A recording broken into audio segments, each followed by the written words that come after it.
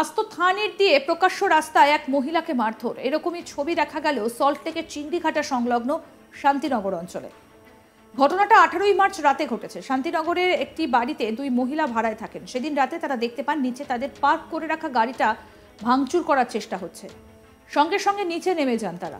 তখন সেখানে থাকা টিঙ্কু মণ্ডলের সঙ্গে তাদের বচসা শুরু হয় এবং তখনই বিধাননগর থানায় সঙ্গে সঙ্গে ফোন করা হয়। ঘটনাস্থলে পৌঁছে যায় পুলিশ এবং ওই ব্যক্তিকে, তার সঙ্গে থাকা আরেকজন ব্যক্তিকে সেখান থেকে আটক করে নিয়ে যাওয়া হয় থানায়। পরদিন অবশ্য তারা দুজনেই জামিনে ছাড়া পেয়ে যান। এরপরই মহিলার অভিযোগ, ওই দুজন ব্যক্তি এলাকায় পৌঁছে তাদেরকে নিচে ডেকে পাঠায়। নিচে পৌঁছানোর পরই মহিলার অভিযোগ তাদের ওপর চড়াও হয় অভিযুক্ত টিঙ্কু মণ্ডলের স্ত্রী। কি বলছেন অভিযোগকারী মহিলা, কি ঘটেছিল শুনবো এবার। আমার বাড়ি হাওড়া আন্দুল। আমি ওখান থেকে শান্তিনগরে কাজের পারপাসে ওখানে আমি রেন্টে ফ্ল্যাট নিয়ে থাকি।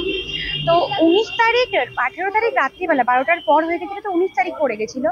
19 তারিখ রাত্রিবেলা আমি আর আমার এক বান্ধবী, আমার সাথে আমার ভাই ছিল, নিয়ে আমার একটি 4 হুইলার আছে, ওটা নিয়ে আমি আমার ক্লাবের পাশে পার্কিং আছে, আমি ওখানে পার্কিংয়ে গাড়িটি রাখতে যাই। রাখতে যাওয়ার আগে কয়েকটি লোক দাঁড়িয়ে ছিল, দাঁড়িয়ে থেকে তার মধ্যে একটি লোক প্রচণ্ড পরিমাণে ওরা নেশা করেছিল। নেশা করে এসে আমার গাড়িটাকে প্রথমে আটকায়, পার্কিংয়ে ঢোকাতে দেওয়া হয় না। আমি হর্ন দিচ্ছি, হর্ন দেওয়ার পরে তখন আমাকে বলা হয় আপনি কে আর এখানে কেন এসেছেন গাড়ি নিয়ে। আমি বললাম দাদা আমি এখানে থাকি, এটা আমার পার্কিং আছে, আমি এখানে পার্কিংয়ে চার্জ দিই। বলার পরে উনি বলছে কাকে বলে দেন হ্যান ত্যান এইসব বলার পরে প্রচণ্ড পরিমাণে নেশা করেছিল। আমি ওনাকে কোনো উত্তর সেরকমভাবে করি না। আমি আমার পার্কিংয়ে গাড়িটা রেখে টোন টিটকিরি, অশ্লীল ভাষায় টোন টিটকিরি মেরেছে আমাকে আর আমার বান্ধবীকে। কোনো কিছু উত্তর না করে আমি ওপরে চলে যাই আমার রুমে। আমার রুম থেকে আমার পার্কিংটি দেখা যায়, যেখানে আমার গাড়ি রাখা থাকে। আমি দেখি দুটো ছেলে মিলে আমার গাড়ির ওদিকে গেছে। আমি ওকে নিয়ে তাড়াতাড়ি করে নিচে নামি। নিচে নামার পর আমি গিয়ে দেখি দুটো ইট নিয়ে আমার গাড়িটি উনি ভাঙলেন। ওনার বক্তব্য এটাই, উনি আমার গাড়িটি ভাঙলেন। ওনার সাথে একটি ছেলে ছিল। আমি ওনাকে একটা কথা বললাম, দাদা আপনাকে থেকে ভদ্র মানুষ মনে হচ্ছে, আপনি ওনাকে বলুন ইটটা ফেলে দিয়ে আমার সাথে কথা বলছেন। দুজনের মধ্যে কেউই সেটা করলো না। ওনাদের কথা আমার গাড়িটা উনি ভাঙলেন। সেই নিয়ে ওখানে আমার তর্ক বিতর্ক ওনাদের সাথে শুরু হয়। স্বাভাবিক, আমার গাড়ি ভাঙবে তো আমি আর চুপ করে সেটা দেখবো না, না। তর্ক বিতর্ক শুরু হয়। যখন আমি দেখছি শুনছে না, গালাগালি দিয়েই যাচ্ছে এটা ওটা, তখন আমি 100 ডায়াল করে পুলিশ স্টেশনে কল করি। করার পরে বিধাননগর থানা থেকে, পুলিশ স্টেশন থেকে ওনাদের তুলে নিয়ে যাওয়া হয়। তুলে নিয়ে যাওয়ার পরে আমার নাম, ফোন নাম্বার সবই নেওয়া হয়। নেওয়ার পরে এবার আমি আমার রুমে চলে যাই। ওনাকে সকালবেলা যখন ছেড়ে দেওয়া হয়েছে পুলিশ স্টেশন থেকে, পাড়ার কয়েকজন ছেলে মিলে হয়তো আমার বাড়ির ওনারের থেকে আমার রুমটা জেনেছে, জেনে আমাকে গিয়ে নক করে বলা হলো নিচে ক্লাবে কালকের বিষয় নিয়ে কথা বলার আছে, তো আপনাদের একটু যেতে হবে। আমি আর আমার বান্ধবী মিলে নিচে যাই। নিচে যাওয়ার সাথে সাথে ক্লাব পর্যন্ত পৌঁছানো দূরের কথা, ওনার ওয়াইফ আছে, ওনার ওয়াইফ এসে আমার বান্ধবীর গায়ে প্রথমে হাত তোলে। ওকে যখন আমি প্রোটেক্ট করতে গেলাম তখন আমাকে ধরে। আমাকে ধরার পর ওনার হাজবেন্ড একটা কথাই বলছে, ইট দিয়ে মেরে এদের দুজনের মাথা ফাটিয়ে দাও। আপনাকে ইট দিয়ে মারধর করেছিল, ছবি দেখা যাচ্ছে। হ্যাঁ, একটা ভিডিও আছে, আমার ভাই করেছিল ওপর থেকে। ইট তখন ওনার ওয়াইফ, ভিডিওটা তো ক্লিপটা কিছুক্ষণে, যেহেতু ইট দিয়ে মারতে শুরু করতে আমার ভাই আমাকে বাঁচাতে চলেছে। আমার ভাইকেও মারধর করা হয়েছিল ওখানে যখন আমাকে বাঁচাতে। হ্যাঁ, উনি মানে আগের দিনে ওনার সাথে আমার ঝামেলাটা হয়েছিল, যেই পুরুষটি ছিল ওখানে। হওয়ার পরে যখন দেখছে ওনার ওয়াইফটা ইটটা নিচ্ছে না, তখন উনি আমাকে ইট দিয়ে মারা স্টার্ট করে। ওনার টার্গেট ছিল আমার মাথায় মারার। ঝটাঝটিতে পুলিশ ওখান থেকে আসে। আমি সঙ্গে সঙ্গে থানায় ফোন করি। আমার নাক মুখ ফেটে গেছিল, এখনো আমার ফুটফুট ফাটা আছে ভিতরে, ফেটে আমার রক্ত পড়ছে। আমি সঙ্গে সঙ্গে পুলিশকে ফোন করি। পুলিশ আসে, ততক্ষণে টিঙ্কু মণ্ডল পালিয়ে গেছে। ব্যক্তিটির নাম হচ্ছে টিঙ্কু মণ্ডল। উনি পালিয়ে গেছে ততক্ষণে। ওখানে নয় নয় করে পাড়া ভর্তি 30 জন দাঁড়িয়ে ছিল, কেউ প্রোটেক্ট করেনি, সবাই দাঁড়িয়ে দাঁড়িয়ে দেখেছে। হ্যাঁ, ওখানে আমার টাকা দিয়ে ঘটনা। এটা শান্তিনগরের ঘটনা, চিংড়িঘাটার ওখানে যে শান্তিনগর, ওখানকার ঘটনা। আপনি কি ওখানে থাকেন? আমি ওখানে রুম রেন্ট নিয়ে থাকি। আপনার সঙ্গে আর কে কে থাকে? আমার সাথে আমার এই বান্ধবীটি থাকে আর আমার ভাই মাঝে মাঝে আছে।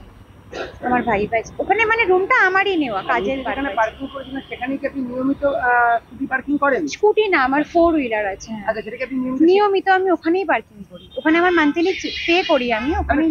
এমন হলো পার্কিং নিয়ে ঝামেলা? সেই দিনে এটাই হয়েছিল, আমি নতুন ওই এলাকাটায়, আমার বেশি দিন ওখানে হয়নি, আমি এসেছি। উনি প্রচন্ড পরিমাণে নেশা করেছিল। এবার হয়, নেশা করে থাকলে ব্যক্তিদের যেরকম হয়, মানে একটা ঝামেলা করার টেন্ডেন্সি থাকে। যেহেতু দেখেছে নতুন, তো পার্কিং নিয়ে ঝামেলা করে। আমি ওনার সাথে প্রথমত কোনো তর্কে যাইনি, কারণ আমি জানি উনি নেশা করে আছেন। কিন্তু যেহেতু আমি নিচে দেখে দেখে উনি আমার গাড়িটি ভাঙবে, এবার যতই নেশা করে থাকুক আমি তো কোনোদিনই চাইবো না না আমার একটা শখের জিনিস কেউ আমার সামনে নষ্ট করে দেবে। পুলিশের ভূমিকা নিয়ে এটাই বলবো, আমি ওনাকে পুলিশকে প্রুভমেন্ট সামনে, পুলিশ যখন এসেছে তখন দেখেছে আমার নাক মুখ ফেটে রক্ত বেরোচ্ছে। আমি একটা ভিডিও ক্লিপ, ভিডিওয় স্পষ্ট বোঝা যাচ্ছে একটি মেয়েকে ইট দিয়ে মারা হচ্ছে। যখন আমি থানায় গেছি কোনো রকমের এরকম ধারা লেখাই হয়নি যেটাই ওনার ওপর কোনো নন বেলের একটা চার্জ লাগবে। ওনার ওয়াইফ তো ইজিলি পরের দিনে বেল পেয়ে গেছে। উনি গেলে, ওনার উকিল হায়ার করা ছিল, উনি গেলেই বেল পেয়ে যাবেন। আইন আমার তরফ থেকে কোনো রকমের কোনো স্টেপ নেয়নি। তখন আমি আমার একটি লয়ার হায়ার করি, হায়ার করার পর তখন কয়েকটি ধারা লাগানো হয়, কিন্তু এখনো পর্যন্ত পুলিশ কোনো স্টেপ নিচ্ছে না। একটাই কথা বলছে, এখানে একটু পার্টি পলিটিক্স জড়িয়ে আছে। উনি পার্টির ছিল প্রথমত, তৃণমূল, মানে ওখানকার যে তৃণমূল কাউন্সিলর কে সেটা আমি বলতে পারবো না অতটা ভালোভাবে। ওখানকার কাউন্সিলর, আমি ব্রাইড প্রফেশনাল মেকআপ আর্টিস্ট।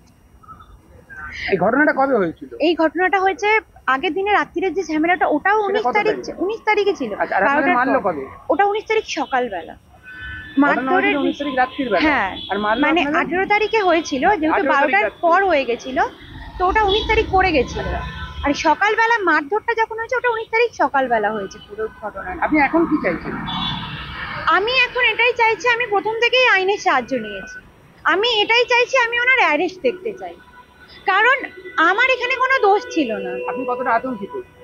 অনেকটাই বেশি আতঙ্কিত, আমার ফ্যামিলি তো অনেক বেশি আতঙ্কিত।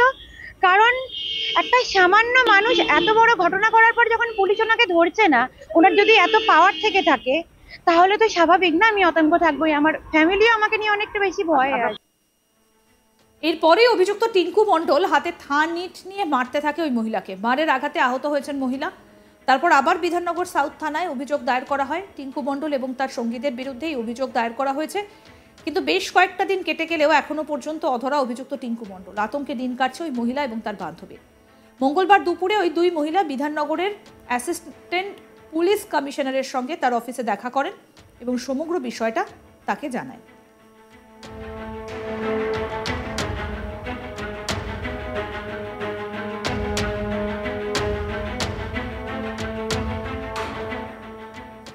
আজ তো থান ইট দিয়ে প্রকাশ্য রাস্তায় এক মহিলাকে মারধর। এই ছবি দেখা গেল সল্টলেকের চিংড়িঘাটা সংলগ্ন শান্তিনগর অঞ্চলে। 18 মার্চ রাতে এই ঘটনা ঘটে। শান্তিনগরের একটা বাড়িতে দুই মহিলা ভাড়ায় থাকেন। সেদিন রাতে তারা দেখতে পান নিচে তাদের পার্ক করে রাখা গাড়িটা ভাঙচুর করার চেষ্টা হচ্ছে। তারপরই এই ঘটনা ঘটে। আরও আপডেট পেতে দেখতে থাকুন আজ তাক বাংলা। সাবস্ক্রাইব করুন, নোটিফিকেশন পেতে বেল বাটন অপশন প্রেস করুন, হোয়াটসঅ্যাপেও ফলো করুন আজ তাক বাংলা।